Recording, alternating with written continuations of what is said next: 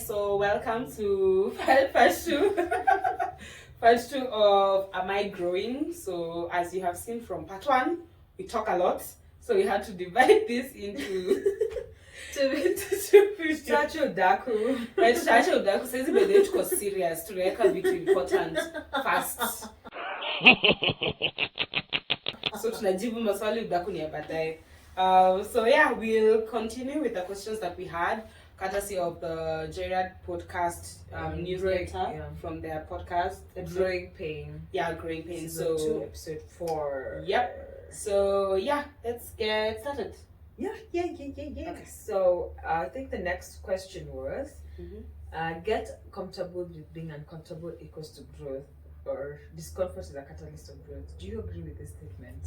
I feel like yes, but of course, because I do feel like anything that signals growth must have been something new that you had to put yourself through, which pushed you to grow.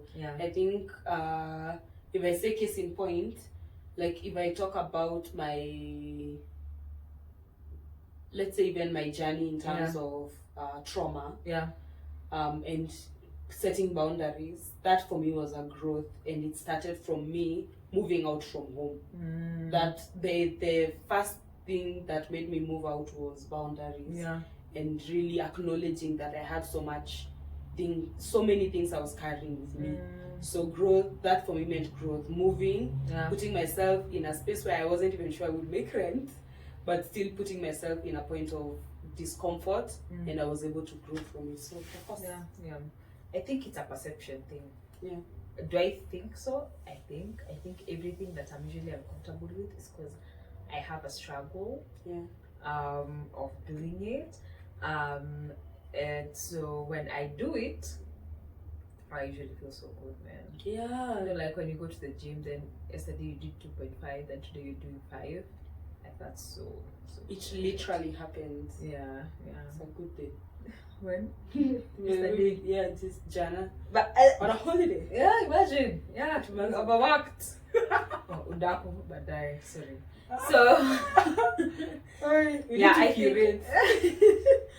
I think discomfort feels growth for me. Every time I'm uncomfortable with something, first I kind of delay it a bit. But I know I need to do it, like this podcast. Like thinking when I started thinking about doing a podcast, like in 2020, and I was very, and it was still like in my mind, like 2021. I was just like, I need to do a podcast. Then 2022, I put it down. I said, this is the year I'm gonna do it. And so when before you start, you have so much discomfort about it, but when you start it, you start realizing you can actually do it. So you just, I think, need that nudge of just doing it. Like just show up. That's the first step. Show up, and then when you show up, do the work.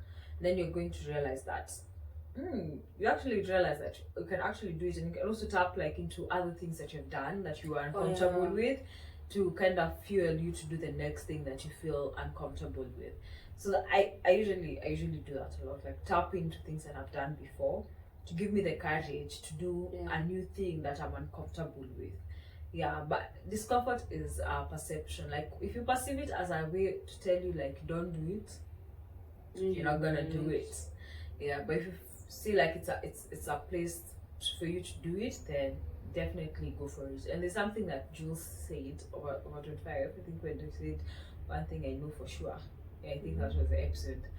And I also think on Troll podcast, where things that make you uncomfortable are usually things that are tied towards your purpose. I've ever heard that when you feel a lot of resistance when you're trying to do something, that's the time to push.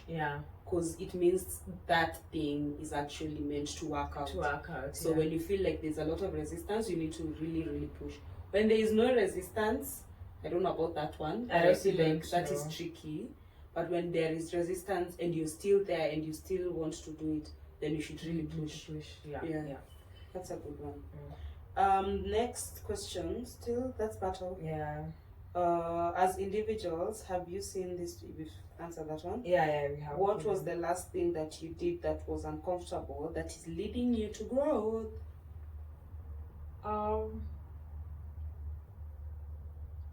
Uncomfortable. Yeah. I think everything for me this year has been so uncomfortable.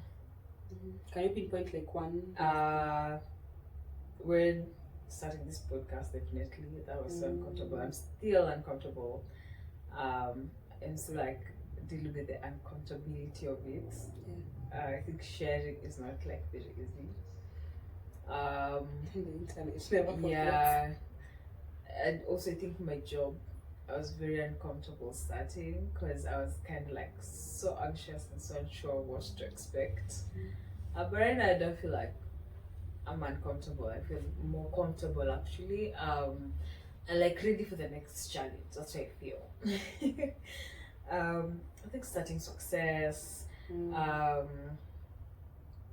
I also think maybe challenging some of the things that I wanted to work around, my money beliefs. I think it has also been uncomfortable making those kind of choices also. It's not easy to entrust people and companies and all those things, kind of manage your money in a way.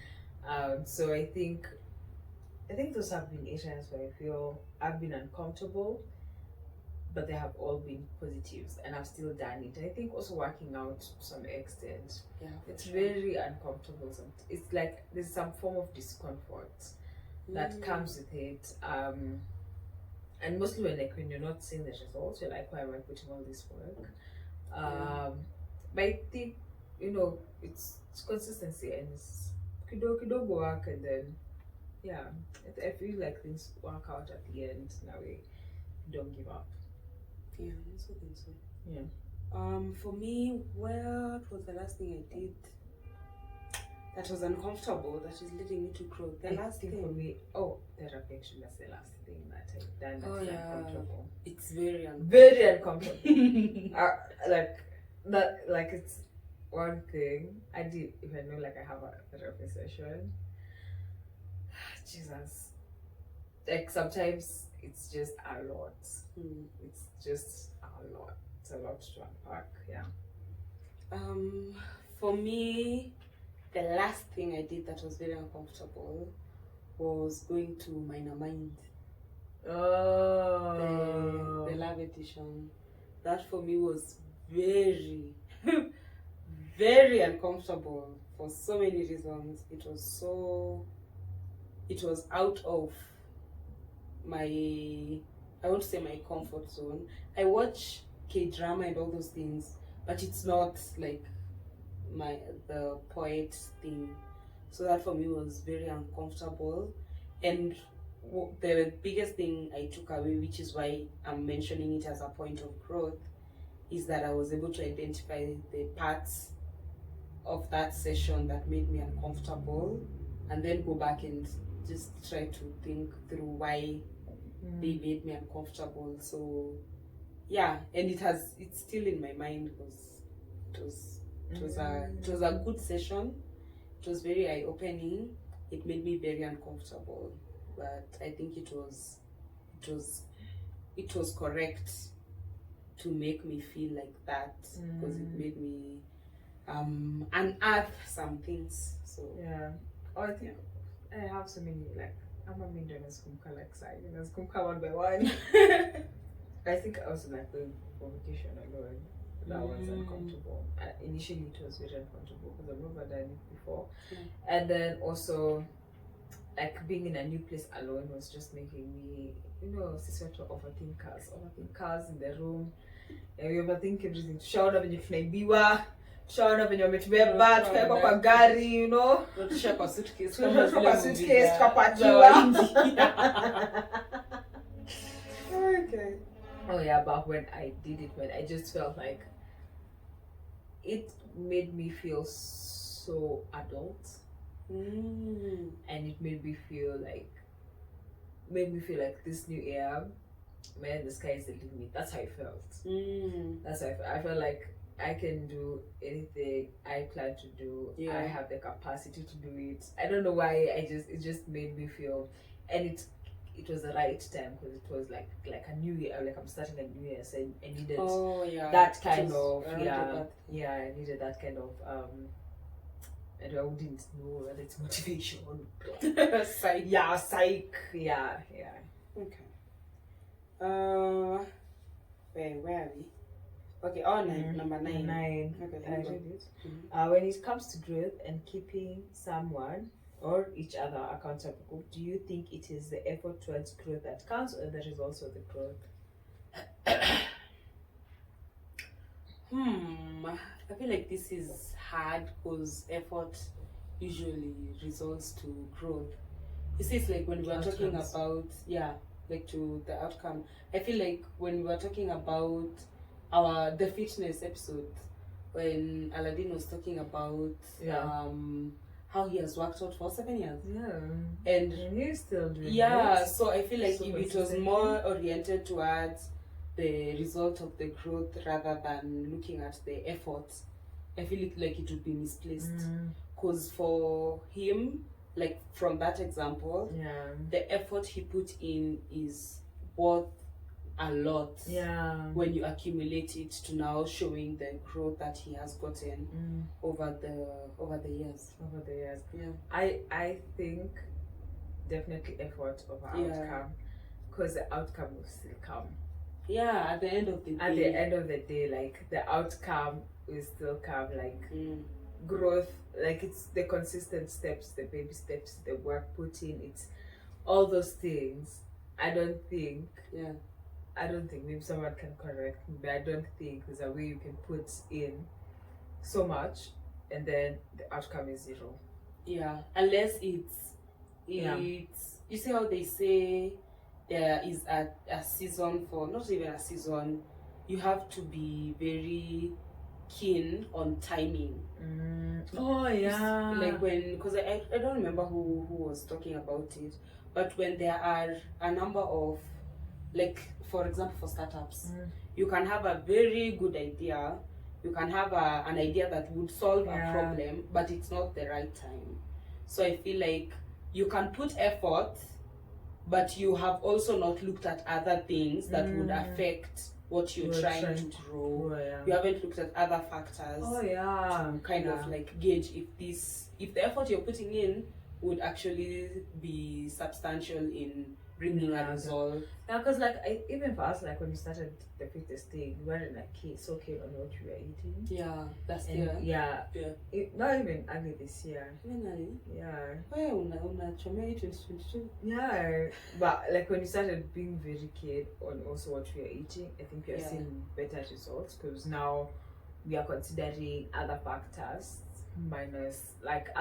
that would end up affecting the outcome than just one thing. So I think that affects the outcome.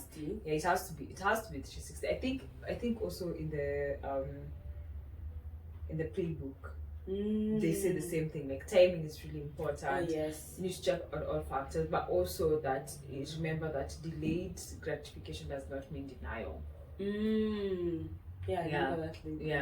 Like when, even if something delays, does not mean that it is denied. It will still come. It will still come in its own timing. And there are times like you'd get an opportunity, like you get an opportunity at a certain time and you think that's the best opportunity, then you deny it. That means maybe there's a better opportunity that's coming up. So sometimes delayed gratification does not mean that it is denied. That sometimes it's not, like it's not always yours. If it's something that you still have in your heart, that's still like this is something, like you feel like this is something that is meant for you, I think it will be for you. Because in that lady like played a game like 1991. 91 to win the national championship. She did not win then, but she won as a coach, and it came in a different way. So it wasn't like how she had thought she would get it, but she still got it, but in a very different dynamics. I think you guys should watch that. Playbook. It's on Netflix. It's so good. All right. So, question number 10. what are some of the growth stunts you have experienced personally and in your career? Growth stunts.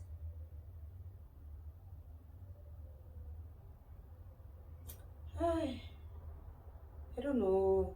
I feel like I haven't gotten there to kind of say this area of my life was stunted growth. So hard. I feel like I need more experience. I feel maybe a bit like maybe spiritually in a way. Spiritually? Yeah. I feel like I need to tap into that more. I think the other area, man, that have been stunts. That's what I would say. But I think I know. We won't mention it in this episode.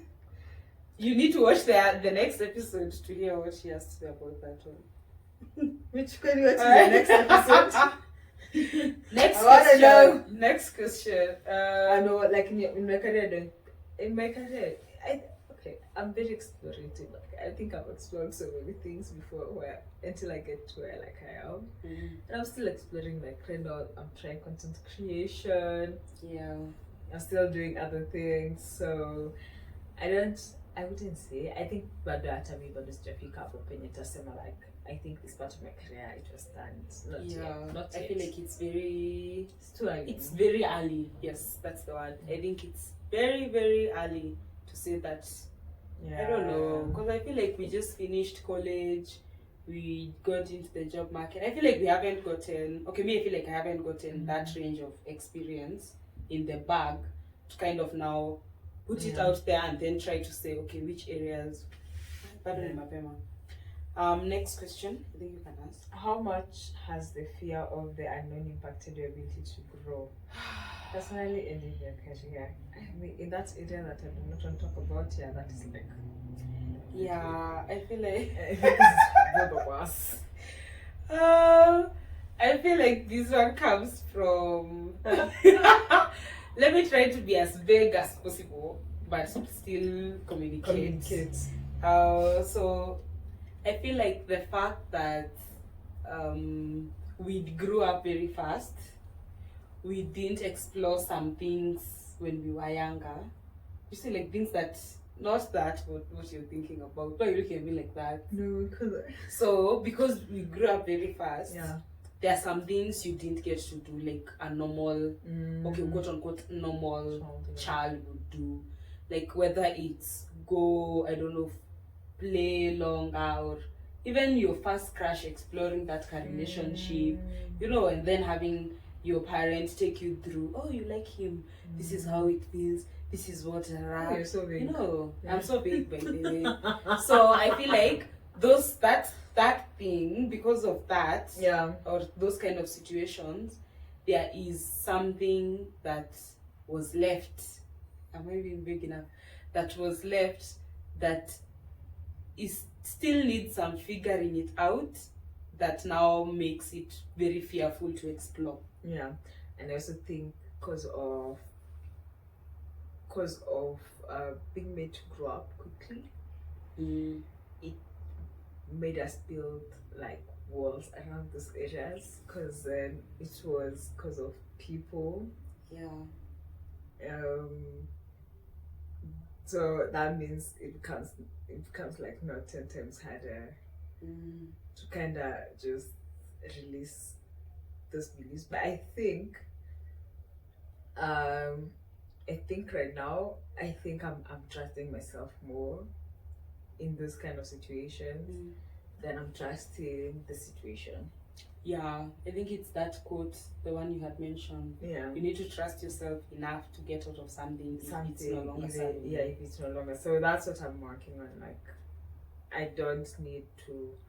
If I don't need to be in that situation, then I need to stop hearing the situation and just trust myself enough to be able to get out of that situation. I think for career, fear of the unknown, I feel like I had that maybe the last couple of weeks or months, like not having made up my mind about what to explore kabisa, like what to actually specialize in. but now I feel like it's very it's now clearer, but I feel like it impacted my growth in that area. Okay. In just the aspect of choosing and then now moving forward with a specialization. Okay. For me, I think in my career, well, I chose what I want to do, and that's what I do. And I like exploring and learning about different aspects in things that I'm interested in. And somehow I usually feel like everything that I do aligns in a way. So the things I've done that I don't think, maybe didn't go anywhere as much, but gave me so much lessons that I'm also currently still using. So I don't think I can say there's a period I feel like I've been stunned. Maybe like when I was in like my previous job, maybe for some time, I would say like I felt like there's not as much growth as I would have wanted. But maybe that regard actually. Okay. So part 11. For this question, your answer cannot be I do not regret anything in my life. Have we understood each other? Say pass. No passing. What is a life experience that you wish you had taken more seriously and deliberately that would have led to some kind of growth that you know that you would have benefited from? I need to think about this one. I also need to think about it.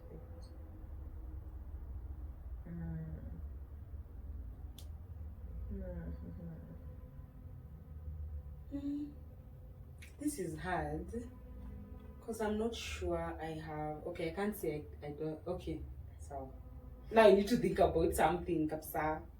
A life experience that you wish you would have taken more seriously. So this is that would have led to some kind of growth that you now know that you would have benefited from.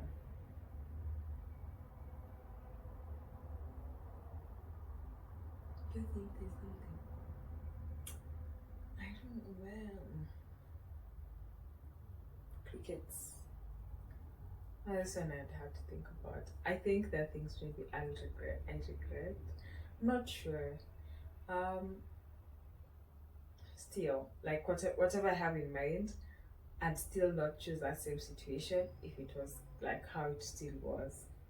Like I'm thinking about school. Like maybe I didn't leave school because I kind of like dropped out at that period, maybe.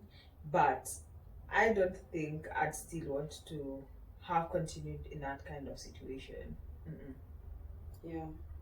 So maybe I wish I'd have a better opportunity to still study, but not under the same kind of conditions. And like kind of don't regret that, but this is hard for me. Yeah, like as something I should have taken more seriously, but I didn't. Like I took jokes.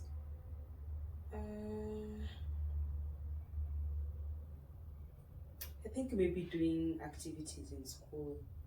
I think that's something I would have wanted to do more of. Yeah. And like really, like seriously, because I feel like it would have helped me network better, connect better. So yeah, knowing what I know now about the importance of networking and connections, and considering the people you went to school with are the people who are in those different companies, you know, like somebody can reach out. You can reach out to somebody in marketing because you knew them from school. Somebody can reach out to me, maybe in regards to because I was in school. I feel like creating that network, if with what I know now, I think that is one experience I would have done better. I also think so, maybe. Yeah.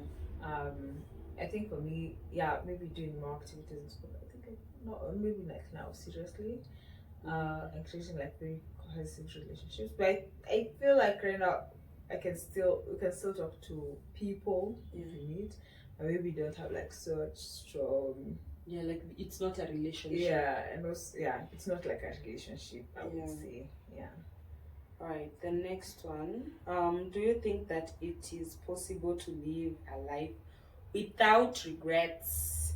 Have you ever heard the quote, live your life without regrets? Yeah, I've heard. Yeah. Do you think it's possible? I'm not sure. Because I think everything you do in life is a choice. Yeah. And you're trying. Yeah, and the choice is it can either serve you or not. I think now at that moment when you usually make that choice, you always think maybe it's for your benefit. Yeah. And for the benefit of the people that you're making that choice for. Or I don't know. There's usually a reason why you're making that choice. So I think the regret either comes when you make that choice and you're like, that was a bad choice. For example, if you put your money in a scam thing. Come on, let me scam. Put 700 and something. It's just 76 million. It's like in such a thing, and so with that, you kind of regret it. But I think it's a choice thing. I'm not sure whether you can live a life without regrets. Maybe not. I'm not sure whether it's possible. And I think regret is I also think it's like what did I say? It's also like a notion on how you wanna see whatever is happening. Yeah, because I feel like that situation I think you'd regret, but if you did not know better, what would you term that? That's true. But if you knew better than that, you'd feel a bit of regret. Actually, what you feel is shame. Oh yeah. If you knew better but still went ahead. What you usually feel is shame. Even when you didn't know better, but then you see it differently. Then you'd be like, how did I even find myself in this kind of situation? Why did I not know better? That's true. Yeah. I think it's hard to not live without regret, but I think mostly because we feel so much shame, I think it's harder to live a life without shame. But it's something that you can actually work on. I think you're just learning to accept that choice, but sometimes it can be hard, man. It can be hard because when the results are not what you expected. Yeah.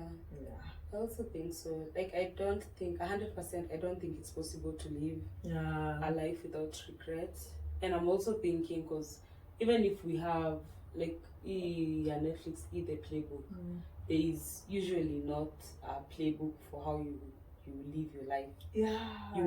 It's like what was it? It's living life is like taking a risk every single day. So I do feel like if you're just taking risks every day, chances are you will regret and you'll regret some of those risks that you took. But I think even if you're regretting, and the way you said it's usually tied to shame, I think the most important thing is just learning from that mistake. And as much as you feel like you are really you really messed up, or you really let yourself down or other people down, give grace to yourself.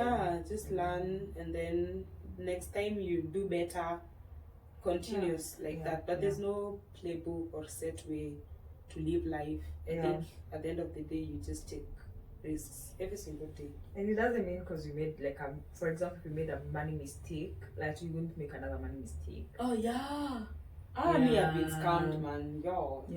So don't like if it happened again, maybe in a different way, I think you can just have like grace for yourself.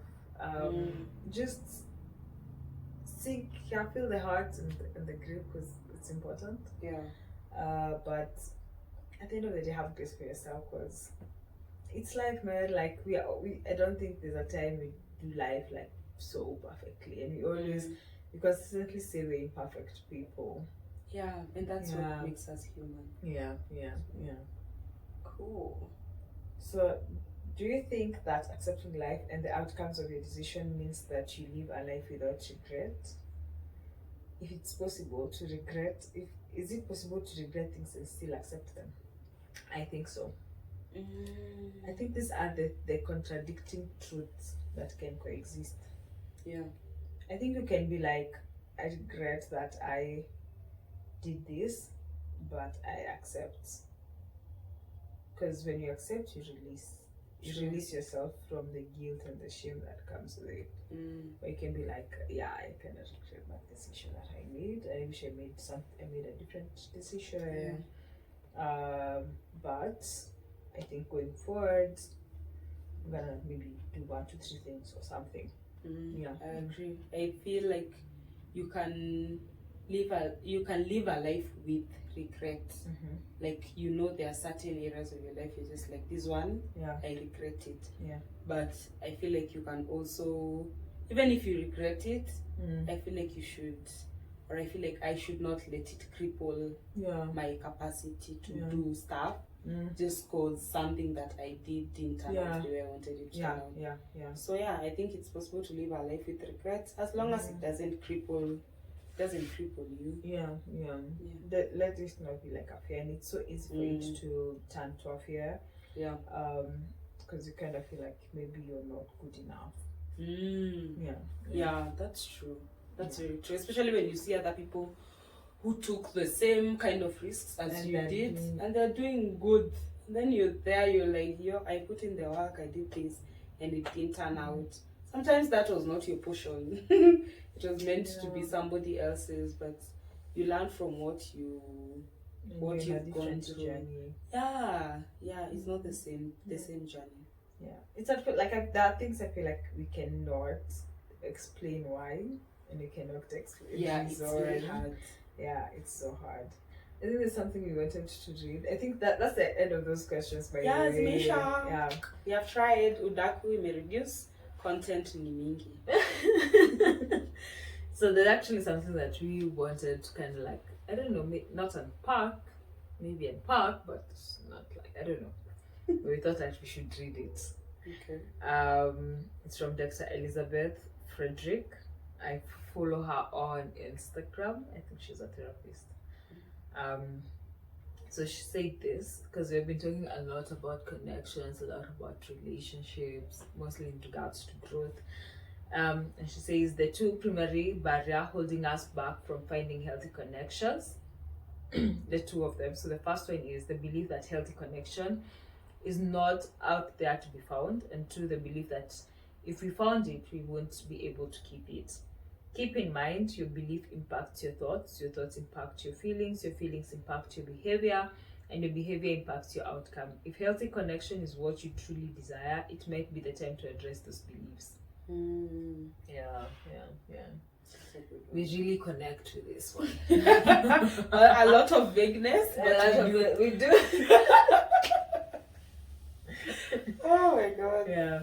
So that is it. Thank you so much for joining us. So you figure out whether you're growing. You can use the same questions, I think, because they shared them, I think, for people to be able to connect or use them. So I think you can still use the same questions with your boyfriend, with your friends, with your family members, or So that was fun. That was fun. I think also share like your thoughts on some of the questions. I think we would love to hear you. Thank you so much for those who have been commenting on our videos. That has been fun. Seeing that interaction, it's really encouraging. It shows us that there are people who are listening and they're keen and they're interested in the kind of content we're creating.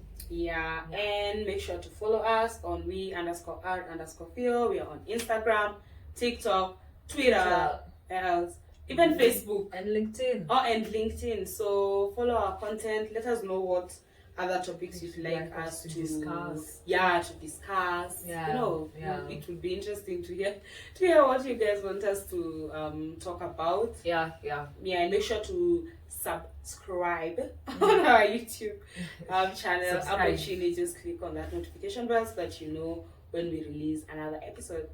So thank you so much and see you next time.